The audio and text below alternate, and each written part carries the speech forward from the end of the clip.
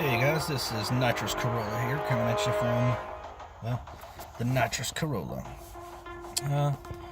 Let's see, I guess it's been a while, but this is one thing that's new, which is nice to see. Raid bosses, hopefully. Looks like it'll be 1 week and a day. This week's new hero, or tonight's new heroes, one is Jay Garrick, the Golden Age Flash. He's alright so far. I mean, I guess he's got his purpose. There's just other people that's better for speed up wise. I mean, Flash is way faster. I mean, he gets his speed up super quick now since his rework. I mean, it's insane how quickly he can stack on his speed ups, which is nice, because that was always one thing that was kind of difficult before, was getting him going, but it's a lot easier to get Flash going now. But besides that, I mean, like I said, he's okay. It's more turn meter manipulation and things like that. But let's see, his first ability here is his Vortex Strike, which does light damage with a 45%, or it goes up to 50% chance to strike twice. And the legendary on that is the 50% chance to gain a permanent speed up. I went with that because he already has a hard enough time getting speed up, so any chance I can get more speed ups on him, the better, I figure. This next one is this Whirlwind Sweep. It's, again, light damage. This is to all enemies, and he gains his one permanent speed up.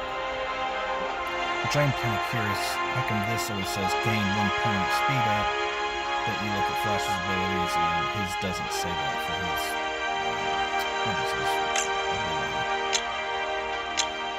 red streak. It doesn't say, so it says gain one speed up. That's a permanent speed up, so I don't know why they didn't at least add that part. But it's light damage. Oh, if you get him high enough, he can gain 2 speed ups. I don't have, obviously, a high enough level to do that, but you can get 2 permanent speed ups, so that would probably help out a lot if you can get him that high. His legendary, 50% chance to use his Vortex Strike on a random enemy. So that. So, I guess it's possible. I mean, that's not a bad thing if you just want some extra strikes out of him. Like I said, I didn't go with that one first because I wanted his 50% chance to get a permanent speed up more regularly.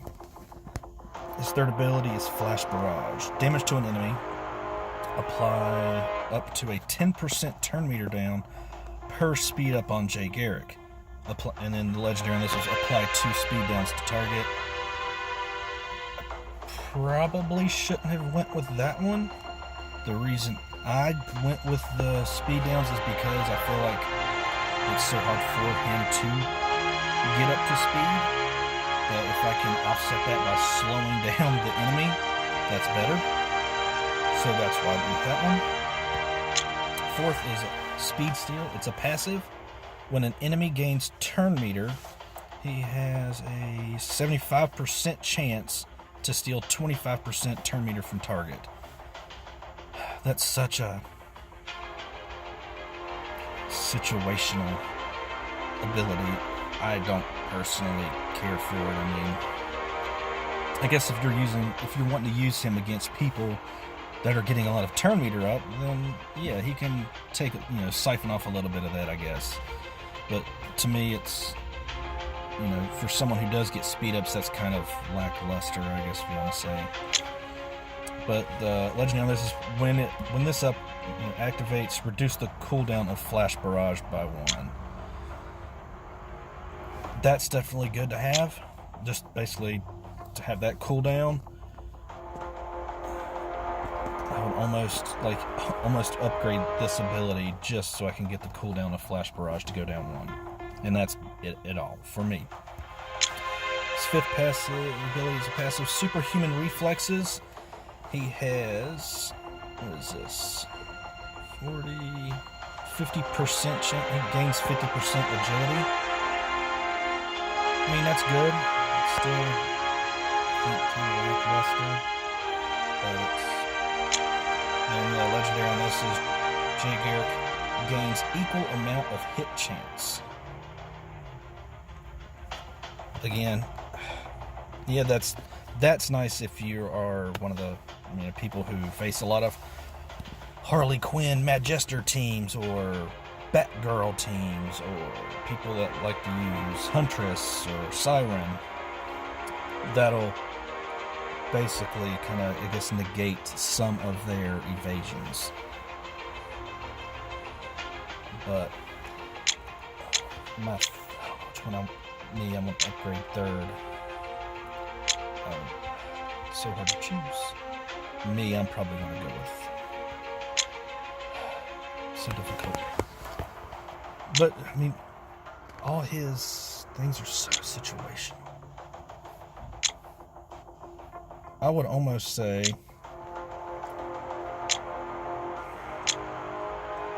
that number 5 is nice.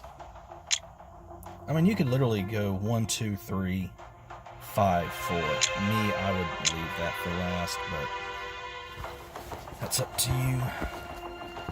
Yeah, I would definitely leave Speed Steel for last, and then Superhuman Reflexes 4, and then it depends. I mean, if you're facing a lot of those types of teams, I would do that one higher up on the list than this. Me, I wanted him to slow down the enemy a little more, so I went with that one instead of, with that. Probably, I would say 1 is got to be 1, because he needs the extra, chance to get a speed up. So I would definitely say 1 is 1. Probably, honestly, I would say 1 in general. 1, 2, 5, 3, 4 is about the route I would go. Just because, I mean, there's nothing that really sticks out. It's all more of, what do you need to fill your team? Do you need someone to help slow down the enemy team, or say put speed downs on a target? That way, it can help people like Mirror Master or something like that. That'll help trigger other things. I mean, if you face, Batgirl team, so like I said, that one's going to be higher up on the list. It's all, what do you need for your team? I mean, besides that, I mean, he's not a hard hitter, nothing like that. He's okay for what he does, I guess, for turn meter manipulation, or rather use someone like Wally West or something like that. I like Iron Flash, still really awesome. He's up on my list for the speedsters. But Flash's rework this month has been awesome. Besides that, the other new character is Alan Scott, Keeper of the Starheart. Again, he's like more of a support role, I guess, than anything, because again, I don't feel like he does much damage. I know a lot of people would, his power knuckle strike, it's damage to an enemy plus up to 20% damage per shielded ally. So obviously he's going to be good on any shielded team. And then you got his legendary is 50% crit chance if he is shielded. I mean, I guess, that's nice to have. And, I mean, it's for first ability I'd like to see better, but second one is Protection of the Starheart. It is give 35% shield to self and 20% shield to each teammate. So like I said, again, he's shielding the team. He is obviously got a nice support role. And one thing I did look up and kind of figure out, his legendaries also gain death immunity. I was really going to do this one first, but the death immunity is only for him, not for the whole team. If it would have been for the whole team, oh man, that would have been number 1. But the death immunity is only for Alan Scott. the weight of my will. Heavy damage to an enemy and apply up to 7 strength downs. His heavy damage, it's one of those other characters, that's heavy damage that really doesn't do heavy damage. It's not, like Black Adam's heavy damage. It does heavy damage. And then this is gain 100% shield if the target dies. That's obviously really awesome. You can almost use him as a cleanup person. How you could use, Deadshot hired gun. He gets 100% turn meter when he kills somebody. So that would be nice to use to kill somebody with their load. Get you 100% shield immediately. So that one's up on my list. His fourth is a, let's see here, 40% chance to apply 10% shield to all allies at the beginning of each enemy turn. I went with the legendary on this, also applied to agility ups, just because from what I was watching, I noticed this passive seems to proc a decent amount, and obviously it's basically you're healing your teammates. You have a 40% chance to heal your teammates 10% every turn. So that's not too bad, especially if you're working with a shielded team. Right before their turn, you could give someone a shield that needs it. Like I said, I like that. So I went with the agility ups to make them just a little bit beefier. A little bit. His Faithful Chastisement.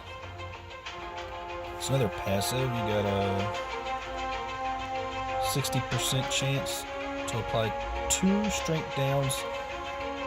So 60% chance to apply 2 strength downs to enemies that hit shielded allies. So like again, he's a support character, so he's not your striker, like I said, like Black Adam, where his heavy damage does heavy damage. He is a support character because he shields the team.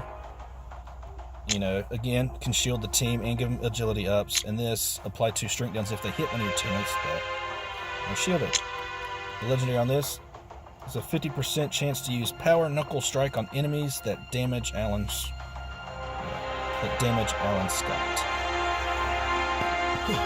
Oh, his are, they're decent. It's just so,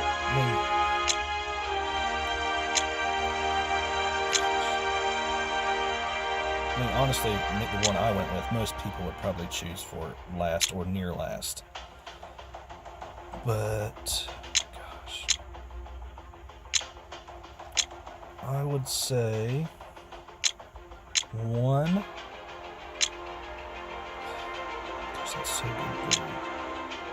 I would say 3 first, personally. 3, 1, 5.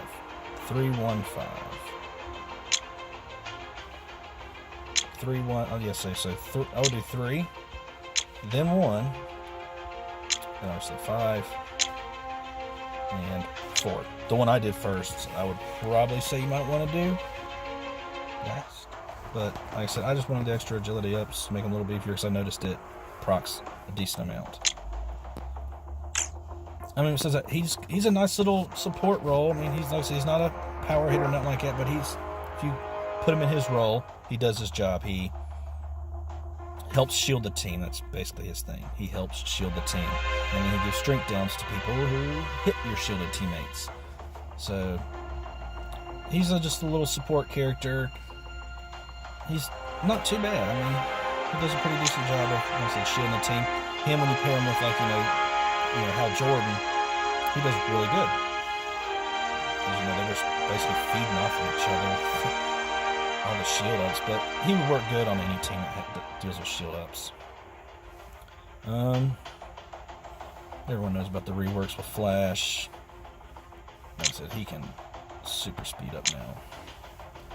Besides that, I guess that's about all I have for those 2 this month. They're not, like I said, they're not stellar, spectacular characters where, hey, go out and get every single frag you can because they're game changers or nothing like that. They're support roles.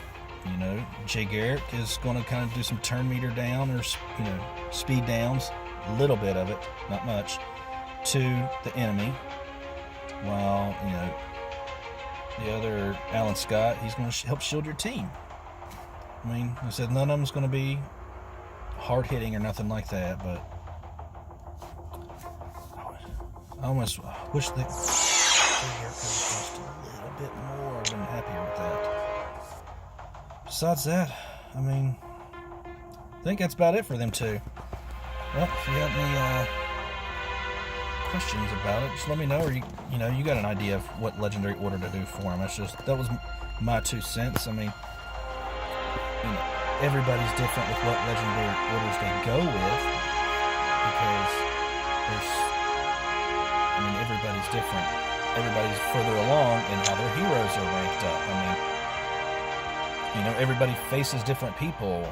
Everybody might need something else to help, fill a team for them. So it's still all based on what you need, if you know which legendaries to go with. I can see how many of these, like I said, the agility, that's why I chose that first, even though I say probably want to do it last. That was just my personal preference. Well, if you got anything else, or you want to see me do another, like a red alert challenge, where I just go through, the red alerts with a specific group of people, like how I think I've done Atlanteans, I believe I've done them before, or Kryptonians, things like that, and I'll do the same thing with PvP matches. But until then, hopefully next month we come up with some better characters. I am signing off.